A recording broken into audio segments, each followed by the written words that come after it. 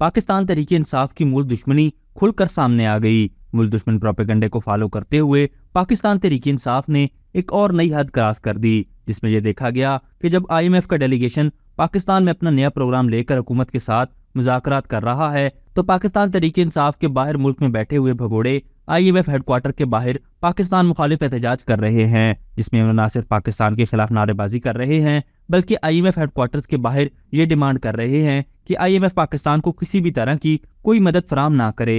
ये पहली दफा नहीं कि पाकिस्तान तहरीक इंसाफ ने मूल दुश्मन एजेंडे के ऊपर काम किया हो। इससे पहले भी पाकिस्तान GSP प्लस स्टेटस के खिलाफ ऑनलाइन पिटीशन भी पाकिस्तान तहरीक इंसाफ ने लॉन्च की, और जब अवामी रिएक्शन आया तो ये भाग गए। इसी तरह IMF को इमरान खान ने जेल से खत लिखा। उसमें इमरान खान ने ये कहा कि IMF पाकिस्तान में मुदाखलत करते हुए इलेक्शंस का ऑडिट करे। इन तमाम हरकतों से ये साफ जाहिर होता है कि पाकिस्तान तहरीक इंसाफ का मूल दुश्मन एजेंडा अब खुलकर सामने आ गया है, और उनका मकसद सिर्फ और सिर्फ पाकिस्तान को मुआशी और सियासियत में इस्तेहकाम में ही रखना है। इस सोशल मीडिया पार्टी को इस बात का भी इदराक नहीं रहा कि अपने मजमून सियासी मकासद हासिल करने के लिए वो मुल्क का कितना नुकसान हर रोज नए तरीके से करते जा रहे हैं। सोशल मीडिया के ऊपर प्रोपेगेंडे करने के साथ साथ अब ये पार्टी खुलकर पाकिस्तान मुखालिफ कार्रवाइयां करने पर भी उतर आई है। इस मजमूम हरकत पर तमाम पाकिस्तानियों को खुलकर इस पाकिस्तान मुखालिफ जमात की मजम्मत करनी चाहिए और इससे दूरी इख्तियार करनी चाहिए, क्योंकि पाकिस्तान इस वक्त किसी भी तरह सियासी या मुआशियत में इस्तेहकाम का शिकार नहीं हो सकता। दूसरी तरफ अगर देखा जाए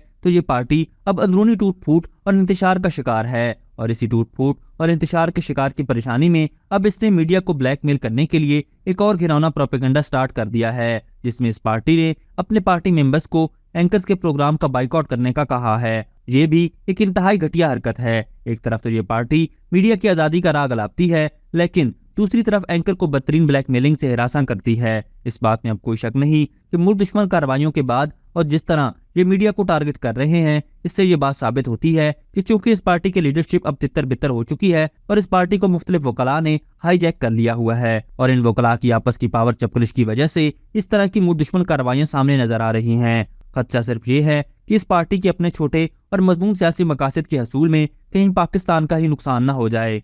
अभी तक के लिए सिर्फ इतना ही। मजीद दिलचस्प और ताज़ा तरीन खबरों से आगाह रहने के लिए हमारे चैनल इस्लामाबाद इंसाइडर को सब्सक्राइब करना मत भूलिए, और अगर हमारी ये वीडियो आपको अच्छी लगी है तो इसे लाइक कर दें और अपनी कीमती राय का इजहार नीचे दिए गए कमेंट सेक्शन में जरूर करें।